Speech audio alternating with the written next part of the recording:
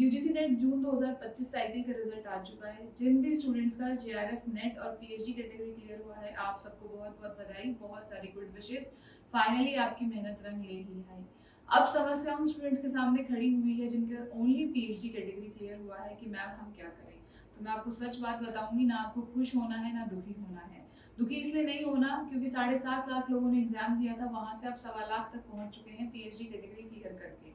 और खुश इसलिए नहीं होना क्योंकि पीएचडी आपका गोल नहीं है, पीएचडी कैटेगरी आपका गोल नहीं है, गोल है हमारा जेआरएफ। तो उस गोल की तरफ आपको बढ़ते रहना है। अब दूसरे सवाल ये आते हैं कि मैम सर्टिफिकेट मिलेगा नहीं मिलेगा, इस पीएचडी कैटेगरी से करना क्या है। सर्टिफिकेट आपको मिलेगा और जो पीएचडी कैटेगरी सर्टिफिकेट है उसकी वैलिडिटी रहेगी 1 साल। 21 जुलाई 2025 को आपका रिजल्ट आया था, यानी कि अगले 21 जुलाई 2026 तक आपका स्कोर वैलिड रहेगा, जिसके आधार पर आप कहीं भी अप्लाई कर सकते हैं जहां पीएचडी के फॉर्म्स निकलते हैं। और आपको एंट्रेंस नहीं देना होगा, आप एंट्रेंस से एग्जेम्प्टेड रहेंगे और आप इंटरव्यू देकर के पीएचडी में एडमिशन ले सकते हैं।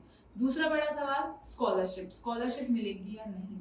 तो यूजीसी तो आपको स्कॉलरशिप नहीं देगा, लेकिन इसके अलावा बहुत सारी स्कॉलरशिप्स हैं अदर इंस्टीट्यूट्स की, जो जहां से आपको स्कॉलरशिप पीएचडी करते टाइम मिल सकती है। बाकी और भी आपके मन में बहुत सारे सवाल हैं, आप आगे क्या करें, पीएचडी में एडमिशन होगा या नहीं होगा, इन आपके सभी सवालों के जवाब के लिए मैंने पूरा एक सेशन बनाया है जिसका लिंक आपको नीचे मिल जाएगा।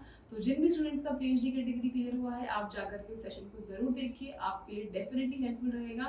और आप हारे नहीं हैं क्योंकि आपने तैयारी की थी और अब तैयारी दुगने जोश के साथ में करनी है और दिसंबर में जेआरएफ लेना है।